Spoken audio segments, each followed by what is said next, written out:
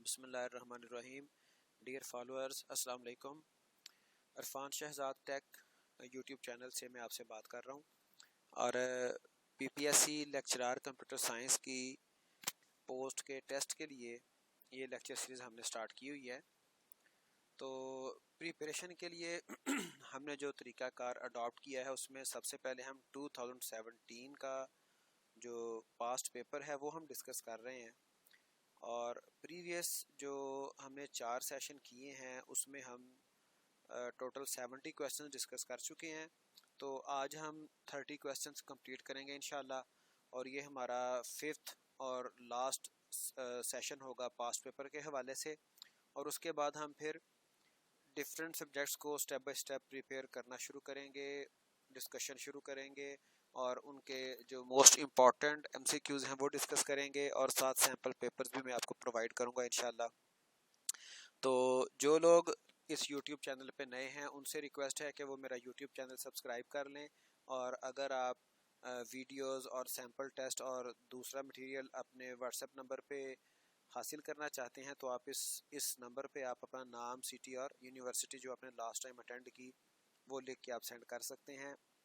तो चलें स्टार्ट करते हैं हम आज का सेशन। और जैसा कि मैं आपको बता चुका हूँ कि प्रीवियसली हम 70 क्वेश्चंस टोटल डिस्कस कर चुके थे। तो आज देखते हैं question number 71 question number 71 of past paper 2017 जी। ये क्वेश्चन है, which of the following focuses on the discovery of previously unknown properties of data। Options हैं data mining, big data, data wrangling और मशीन लर्निंग। तो इसका answer है data mining. चूँकि big data क्या है, बिग डाटा हमारे पास एक बहुत ज़्यादा डाटा की एक टर्म आजकल चल रही है। तो असल में बिग डाटा पर data mining techniques, algorithms apply किए जाते हैं और मशीन लर्निंग और data wrangling is something else. तो इस क्वेश्चन का आंसर हुआ डाटा माइनिंग। तो डाटा माइनिंग है क्या? Data mining is a process of discovering patterns in large data sets. अब लार्ज डाटा सेट्स को बिग डाटा कहा जाता है। Involving methods at the intersection of machine learning, statistics and database systems. तो ये जो मेथड्स हैं ये इटसेल्फ बेशुमार एरियाज में से हम चूज़ करके समझ लें कि हम बिग डाटा के ऊपर या लार्ज सेट ऑफ डाटा के ऊपर अप्लाई करते हैं। बहरहाल ये जो discovering of new data from previous data, ये डाटा माइनिंग कॉन्सेप्ट कहलाता है। Question number 72, which process model should be used in virtually all situations of web engineering? Incremental model है, वाटरफॉल मॉडल है, स्पाइरल मॉडल है, none of the mentioned. तो waterfall model के चंद चीज़ें हमने डिस्कस की थी कि इसमें बैक लूप हमारे पास कोई नहीं होता और ये हम उस वक्त यूज़ करते हैं जब हमारे पास सेट ऑफ रिक्वायरमेंट स्पेसिफिकेशन मुकम्मल हो। तो ये तो हम यूज़ नहीं करेंगे। तो वेब इंजीनियरिंग में इंक्रीमेंटल मॉडल मोस्टली हम यूज़ कर सकते हैं इजीली। इसकी रीज़न क्या है कि इंक्रीमेंटल मॉडल में क्या होता है कि हम एक इंक्रीमेंट रिलीज करते हैं। पूरा एक प्रोसेस जब चलता है कि इंक्रीमेंट रिलीज हो जाती है इस स्टेप पे, उसके बाद नेक्स्ट इंक्रीमेंट के लिए वर्क शुरू हो जाता है। ठीक है। तो इंक्रीमेंटल मॉडल जिस तरह से हमने कंप्यूटर साइंसेज में इंक्रीमेंट्स देखे हैं वाइल लूप के अंदर, वहाँ पे जब एक हमारे पास आइट्रेशन चलती है तो उसके बाद काउंटर वेरिएबल में कोई इंक्रीमेंट होता है। इसी तरह से यहाँ पर एक आइट्रेशन जब चलेगी, प्रोसेस मुकम्मल होगा, तो उसमें हमारे जो सॉफ्टवेयर है उसकी फंक्शनैलिटीज़ हैं वो इंक्रीमेंटल बेसिस पर वो ग्रो करेंगी।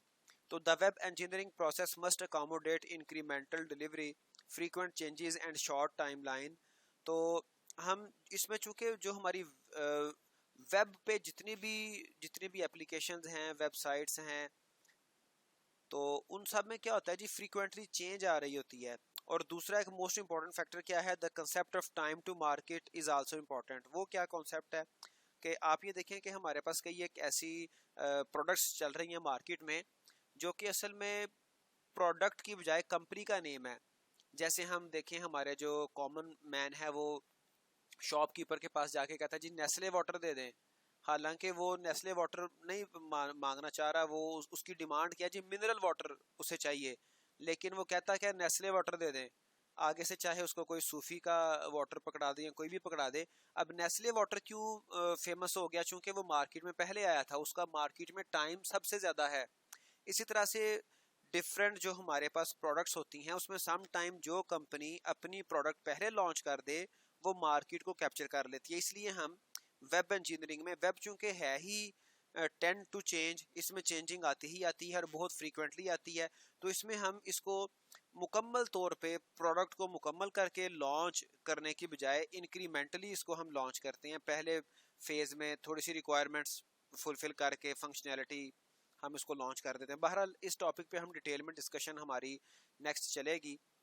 ये इंपॉर्टेंट टॉपिक है जो हमारे software development life cycle models हैं डिफरेंट, इनको हम डिटेल से डिस्कस करेंगे इंशाल्लाह। Question number 73, which analysis is a part of analysis model of the web engineering process framework? Content analysis, interaction analysis, functional analysis, all of the mentioned। तो जो analysis part है उसमें उसमें इनमें से कौन सा analysis किया जाता है?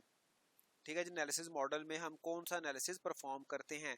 तो कंटेंट एनालिसिस भी होता है, इंटरेक्शन एनालिसिस भी किया जाता है, फंक्शनल एनालिसिस भी परफॉर्म किया जाता है। So the answer of this question is all of the mentioned, D. ठीक है जी, analysis model establish a basis for design which requires all the mentioned analysis options. ठीक है जी, तो ये क्वेश्चन नंबर 73 का आंसर और थोड़ी सी उसकी एक्सप्लेनेशन। उसके बाद है question number 74, which of the following statements are incorrect with reference to web based systems. तो क्या है जी स्टेटमेंट्स, यहाँ पे देखते हैं। Should be unscalable, must be able to cope with uncertain, random, heavy demands on services, must be secure, are subject to assorted legal, social and ethical scrutiny। तो इसमें चार ऑप्शंस हैं, must be able to cope with uncertain, random, heavy demands on services।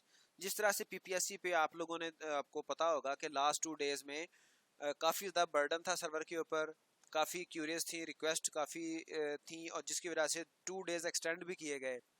तो जो web हमारे systems हैं वो uncertain, random और हैवी डिमांड्स, हैवी लोड को लोड के साथ वो कॉप करने चाहिए। ये ऑप्शन तो इनकरेक्ट नहीं है।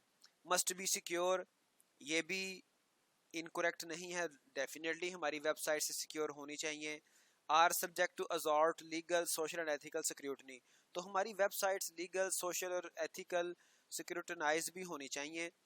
आप देखें पाकिस्तान में गैम्बलिंग वगैरह, कैसीनो वगैरह अलाउड नहीं है, लेकिन फॉरेन कंट्रीज में ऐसे वेब सिस्टम्स, वेबसाइट्स चल रही हैं जिसमें गैम्बलिंग परफॉर्म की जाती है, ऑफर की जाती है। शुड बी अनस्केलेबल, ये ऑप्शन है जो कि इनकरेक्ट है। शुड बी अनस्केलेबल, स्केलेबल क्या होता है? स्केलेबिलिटी की वैसे तो 2 टाइप्स हैं, एक हॉरिजॉन्टल एक वर्टिकल। तो स्केलेबल ये होता है कि हमारा सिस्टम जितना भी है, जो भी उसका वॉल्यूम है, ठीक है, हम इसको एक्सटेंड कर सकें। इसमें मजीद मैं सिंपल इसकी डिटेल में फिलहाल नहीं जा रहा, हम इसको क्या कर सकें, इसकी अगर सिंपल टर्म्स में बात करें, हम इसकी मेमोरी को, रैम को इंक्रीज कर सकें। अगर वेब सिस्टम की बात कर सकते हैं तो इसमें जो हमारे पास जो विजिटर्स आते हैं, जो यूं कह लें कि व्यूवर्स आते हैं, उनकी रिक्वेस्ट जो है वो अगर इंक्रीज कर जाती है तो उस इंक्रीज्ड रिक्वेस्ट को हम टैकल कर सकें, अपने वेब सिस्टम को हम एनहांस कर सकें। शुड बी अनस्केलेबल इसका आंसर है। Which of the following statement are incorrect. ठीक है जी, तो ये इनकरेक्ट है। हमारे आमतौर पे जो web system should be scalable, scalable होने चाहिए, तो ये लिखा हुआ शुड बी अनस्केलेबल, तो ये इसका answer A option, web based system should be scalable. उसके बाद 75, what category of web based system would you assign to electronic shopping. Electronic shopping को सिंपली हम ई शॉपिंग भी कहते हैं, इलेक्ट्रॉनिक मेल, ईमेल। ठीक है जी, इंफॉर्मेशनल नहीं हो सकते, इंटरेक्टिव भी नहीं है, transaction oriented, work flow oriented, तो इसका आंसर है ट्रांजैक्शन ओरिएंटेड। चूंकि शॉपिंग में जब एक कोई खरीदारी होती है उसको हम ट्रांजैक्शन कहते हैं। डेटाबेस में जब कोई एक एंट्री नहीं ऐड होती है, एक नया रिकॉर्ड एंटर होता है तो उसको हम ट्रांजैक्शन कहते हैं। तो इलेक्ट्रॉनिक शॉपिंग क्या है जी? ये transaction oriented system, web systems हैं। It involves usages of transaction management of database systems, क्योंकि डेटाबेस में ट्रांजैक्शन स्टोर होना होती है, तो इसका आंसर सी। उसके बाद क्वेश्चन नंबर है 76। What category of web-based system should you assign to discussion groups? Collaborative work, online communities, web portals, workflow oriented। तो कोलैबोरेटिव वर्क क्या होता है? जहां पर डिफरेंट पीपल मिलके कोई ऐसा पोर्टल हो जहां पर मिलके वो आपस में इंटरेक्शन भी कर रहे हैं, काम भी कर रहे हैं, तो ये तो इसका ऑप्शन, इसका आंसर नहीं है। डिस्कशन ग्रुप्स में ऑनलाइन कम्युनिटीज इसका आंसर होगा, वेब पोर्टल्स भी नहीं है, वर्कफ्लो ओरिएंटेड भी नहीं है, तो इसका आंसर है ऑनलाइन कम्युनिटीज। ऑनलाइन कम्युनिटीज वो इंटरेक्शन को रिप्रेजेंट करती हैं, ठीक है जी, डिस्कशन को रिप्रेजेंट करती हैं, डिस्कशन ग्रुप को। तो उसके बाद 77th क्वेश्चन क्या है जी, वो हम देखते हैं। W3C स्टैंड्स फॉर, W3C क्या है? वर्ल्ड वाइड वेब कंसोर्शियम, ठीक है। ये हमारे पास डिफरेंट ऑप्शंस हैं, world wide web consortium, world wide web collaboration, world wide web community, none of the mention. तो इसका आंसर है world wide web consortium. Consortium कहते हैं किसी इदारे को, इंस्टीट्यूशन को। तो ये एक ऐसा इदारा है जहां पर पीपल मिल के वेब सिस्टम्स के, वेबसाइट्स के, वेब के स्टैंडर्ड्स डेवलप करते हैं। W3C is an international consortium where members of organization, full time staff and the public work together to develop web standards. 78 question. 78 क्या है जी? Which of the following is a risk associated with using hypertext in web application? Hypertext क्या होता है? अच्छा, hypertext से मुराद क्या है? मैं सिंपल सी एक आपको एग्जांपल से एक्सप्लेन करता हूँ। बाज़ लोगों को, अक्सर को इसमें कुछ यानी कि डाउट भी हो सकता है, तो आमतौर पर अपने स्टूडेंट्स को भी सम टाइम इस एग्जांपल से एक्सप्लेन करता हूँ। जिस तरह से हम कोई पर्सन हाइपर हो जाए हमारे रियल लाइफ में, तो उर्दू में उसके लिए एक बड़ा अच्छा कोटेशन, बड़ा अच्छा एक मकूला यूज़ किया जाता है, उसे हम कहते हैं आपे से बाहर होना। तो हाइपरटेक्स्ट में क्या होता है? एक लिंक लगा होगा, उसके ऊपर क्लिक करेंगे तो जो उसका, जिस पेज पे वो लिंक लगा हुआ है, वो इस पेज से बाहर किसी और पेज पे आमतौर पे जंप कर जाता है, ठीक है। तो क्या होता है जी? आपे से बाहर। तो ये कॉमन सी एग्जांपल से नॉर्मली स्टूडेंट को मैं एक्सप्लेन सम टाइम करता हूँ। तो इसमें इसमें क्या रिस्क इन्वॉल्व है? Loss of sense of locality and direction, cognitive overload for users, all of the mentioned, none of the mentioned. तो इसमें देखें, जब जब हमारे पास काफ़ी तादाद में हाइपरटेक्स्ट लगे होंगे, हम एक पेज से दूसरे की तरफ, दूसरे से तीसरे की तरफ, तीसरे से चौथे की तरफ हम मूव करते जाएंगे, तो उसमें क्या होगा? Loss of sense of locality and direction ये एग्जिस्ट करेगी। हमें नहीं पता चलेगा, हमें आइडिया नहीं रहेगा कि हम कहाँ से चले थे, कहाँ पे पहुंच गए हैं, किस पेज से हमने स्टार्ट किया था, ठीक है। कॉग्निटिव ओवरलोड क्या है जी? कॉग्निटिव कहते हैं लॉजिकल रिमेम्बरेंस से इसका रिलेशन है, ठीक है। सोच विचार से, रिमेम्बरेंस से। तो आमतौर पे यूजर्स को याद भी नहीं रहता अक्सर औकात, तो इसका इसका आंसर बनेगा सी, ऑल ऑफ द मेंशन्ड, ठीक है जी। हाइपरटेक्स्ट एंड लिंक्स में divert the users attention from the main content. तो समटाइम क्या होता है, मेन कंटेंट कुछ और होता है, पर्पस कुछ और होता है किसी वेबसाइट पे जाने का। तो जो हाइपरटेक्स्ट है वो क्या करता है? वो सेंस ऑफ लोकेलिटी, उसमें loss of sense of locality और डायरेक्शन पाई जाती है, और कॉग्निटिव ओवरलोड, ये दोनों चीजें इसमें पाई जाती हैं। 79 which of the following is not a no SQL database? No SQL database, not a no SQL database, ठीक है जी। तो एसक्यूएल सर्वर है, मोंगोडीबी है, कैसेंड्रा है, नॉन ऑफ द मेंशन्ड। तो एसक्यूएल सर्वर हमें पता है, ये तो एसक्यूएल डेटाबेस है, structured query language based database है, माइक्रोसॉफ्ट की ये प्रोडक्ट है एसक्यूएल सर्वर, ठीक है जी। तो यही इसका आंसर है, यही इसकी करेक्ट ऑप्शन है। Microsoft SQL Server is a relational database management system developed by Microsoft. तो not a NoSQL database, SQL Server. उसके बाद क्वेश्चन 80 है, which of the following is a NoSQL database type? SQL, document databases, JSON, all of the mentioned. तो इसमें SQL तो itself structured query language, language का option आ गया, Jason ये database, ये मॉडल है असल में, डाटा मॉडल। और पीछे बचा डॉक्यूमेंट डेटाबेसेस। तो डॉक्यूमेंट डेटाबेसेस हैं जो कि कैटेगरी में आती हैं, नो एसक्यूएल डेटाबेस कैटेगरी में आती हैं। तो इसकी आंसर आ गया B. A document oriented databases or a NoSQL document store is a modern way to store data in JSON format rather than simple row and column. It allows you to express data in its natural form the way it's meant to be. तो ये JSON एक model है, format है, ये database नहीं है। ठीक है, तो जो डॉक्यूमेंट डेटाबेसेस हैं उनको हम जेसन फॉर्मेट में लिख लेते हैं। बहरहाल नो एसक्यूएल का जो आंसर है वो ये डॉक्यूमेंट डेटाबेस आएगा, बी इसकी ऑप्शन आएगी। उसके बाद क्वेश्चन नंबर 81। अच्छा, यहाँ पर नॉर्मली हमारा जो सब्जेक्ट है उसका जो पोर्शन है क्वेश्चंस का वो 80% है, मतलब 80 क्वेश्चन। तो लेकिन सम टाइम कोई एक दो जो जनरल हमारे पास जनरल नॉलेज वाला पोर्शन है उसमें एक दो क्वेश्चन जनरल लेवल के कंप्यूटर साइंस के आ जाते हैं। तो यहाँ पर भी आए हुए हैं, विच of the following is an example of operating system. तो ये तो असल में हमारे लिए बड़े आसान होते हैं, लेकिन इस तरह के क्वेश्चन जनरल वो बाकी सब्जेक्ट्स के लिए सम टाइम वो बड़े डिफिकल्ट वो इसको समझते हैं। माइक्रोसॉफ्ट वर्ड है, माइक्रोसॉफ्ट एक्सेल है, माइक्रोसॉफ्ट एक्सेस है, माइक्रोसॉफ्ट विंडोज़।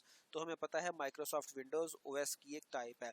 लेकिन एक और बात जहन में रखें कि ये 2017 का पेपर है और 3 साल में बड़ा कुछ चेंज हो चुका है और यूजेज ऑफ आईसीटी वो बहुत बढ़ गया है। जो दूसरे डिसिप्लिन्स हैं वो भी कंप्यूटर साइंसेज में काफ़ी उनकी ज़रूरत बन चुकी हुई है असल में।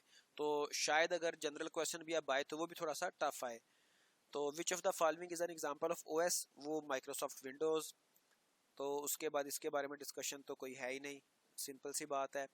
By default on which page the header और द फुटर इज प्रिंटेड। तो बाय डिफॉल्ट हर पेज के ऊपर हेडर फुटर आता है। ऑन फर्स्ट पेज ये नहीं है, ऑन ऑल्टरनेट पेज ये भी नहीं है, on every page header and footer आते हैं। अच्छा, एक्सप्लेनेशन इसकी कोई भी नहीं, चूंकि सिंपल सी बात है। कंप्लीट द सीरीज, ये मैथमेटिकल लेवल का क्वेश्चन है। 31, 63, 127, 255। अब इसको देखें जरा, 31 को डबल करें तो ये 62 होता है और 62 में एक का इजाफा कर दिया। 63 को डबल करें तो ये 126 आता है, 126 में एक का इजाफा कर दिया। 127 आया, 127 को डबल किया तो ये 254, 254 में एक का इजाफा। अब 255 को भी हमने डबल करना है, तो 250 को डबल किया, 505 को डबल किया 10, तो 510, 510 में एक का इजाफा किया तो 511। ठीक है जी। तो इसको मैंने एक इसकी ट्रेल से भी बना दिया है, पूरा एक वो सॉल्व भी कर दिया है, आप देख लें। सॉरी, अच्छा ये 511 आ गया, सॉरी।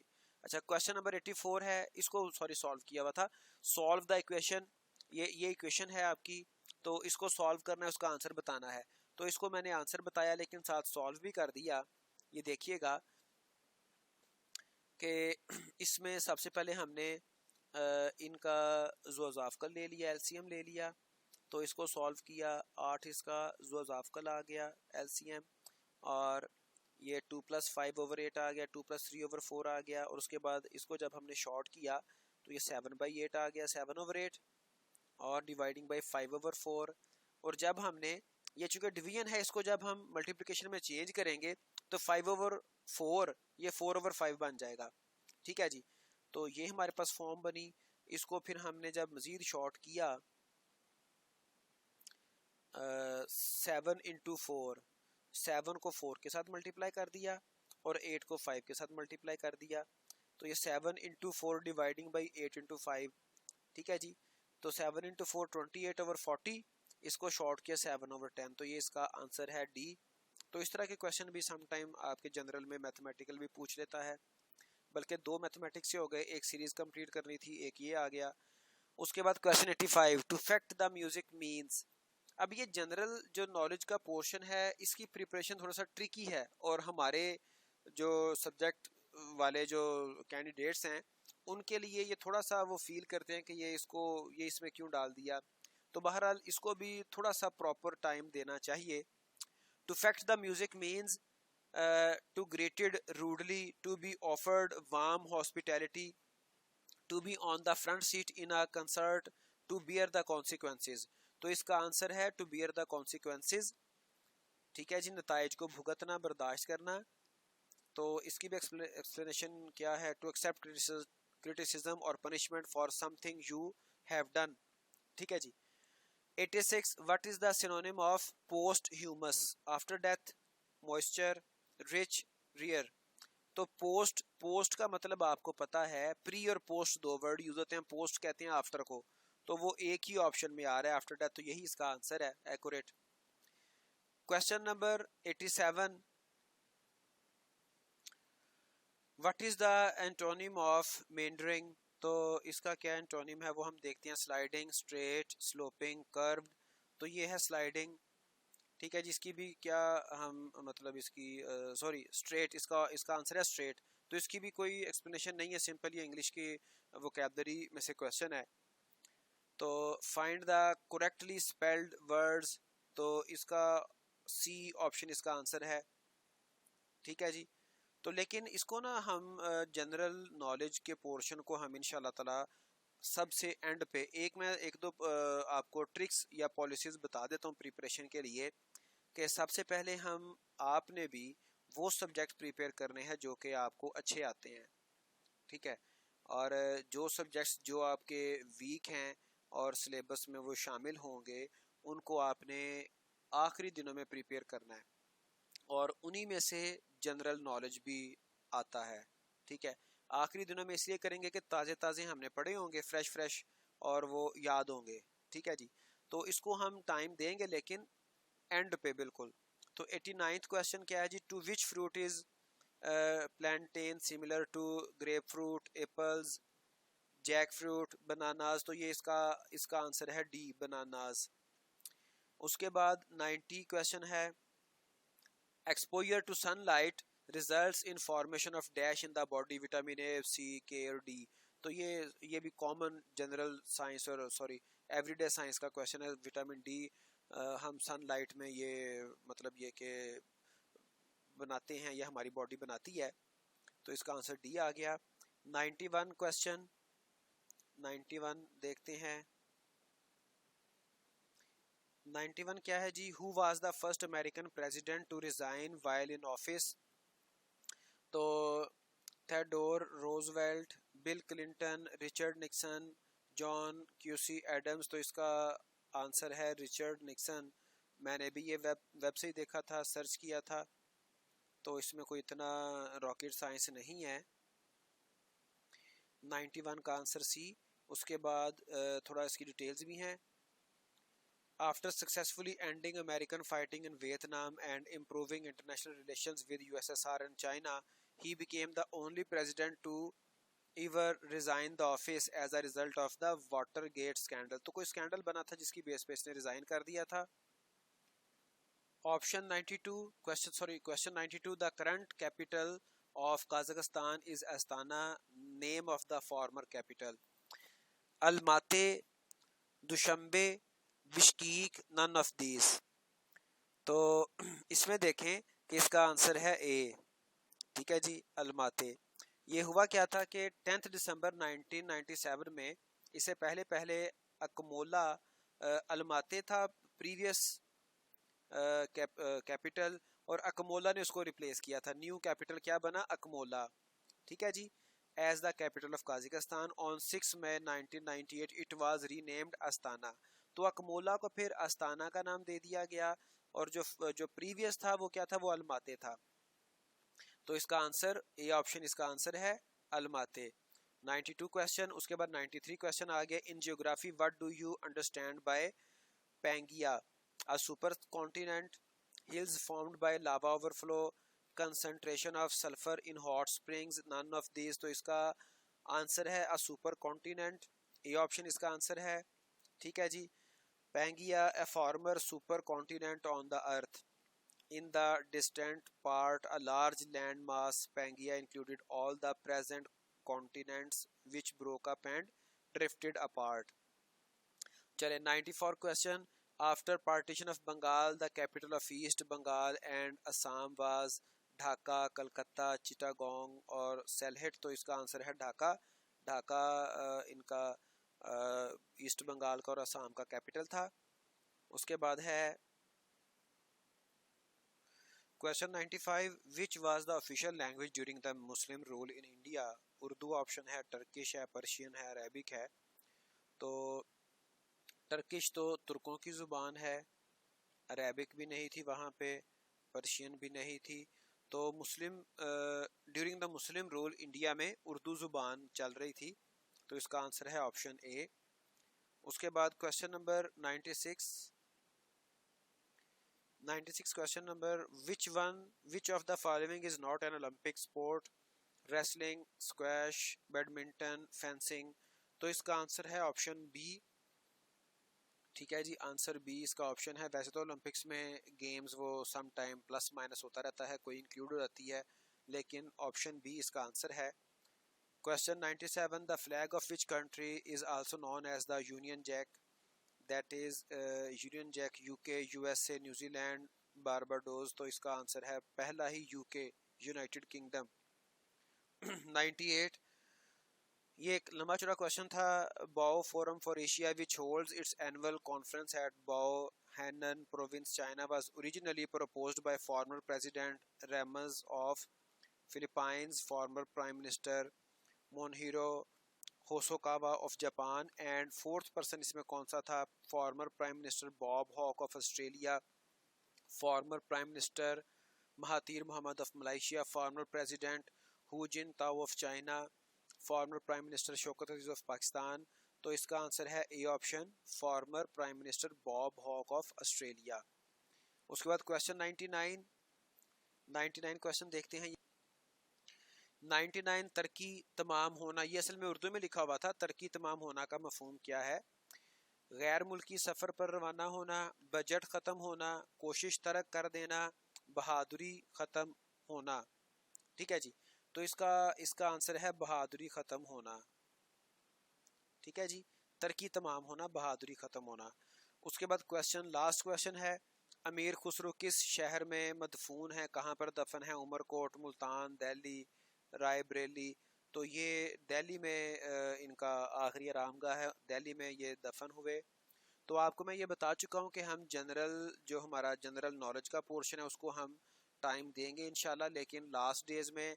तो अब नेक्स्ट सेशन, आज चूँकि 2017 का पेपर हो गया मुकम्मल, आपको आइडिया होगा कि किस तरह से पेपर आता है। तो अब नेक्स्ट सेशन जो हमारा चलेगा वो 2017 का पास्ट पेपर तो मुकम्मल हो गया। इसमें हम नेक्स्ट सेशन में सबसे पहले अब अपना सिलेबस को डिस्कस करेंगे। कोई लिस्ट हम डिस्कस करेंगे, कौन कौन से सब्जेक्ट हमें प्रिपेयर करने चाहिए, क्या सिलेबस का पार्ट होता है। और उसके बाद फिर हम one by one subject wise prepare करना शुरू करेंगे। उसके जो मोस्ट इम्पॉर्टेंट जो MCQs हैं, मोस्ट इम्पॉर्टेंट जो टॉपिक्स हैं, उनको हम टाइम देंगे इंशाल्लाह। तो एंड पे फिर मैं ये रिक्वेस्ट करता हूँ कि जो नए विजिटर्स हैं, नए व्यूवर्स हैं, वो यूट्यूब चैनल सब्सक्राइब कर लें। और अगर वो पर्सनली अपने व्हाट्सएप नंबर पे ये वीडियो लेक्चर्स, लिंक्स इनके या फिर सैम्पल पेपर्स चाहते हैं, तो इस व्हाट्सएप नंबर पे अपना व्हाट्सएप कर दें, अपना नाम, अपना सिटी और जो आपने लास्ट टाइम यूनिवर्सिटी अटेंड की है। तो आज के लिए इतना ही, टेक केयर, अल्लाह हाफिज़।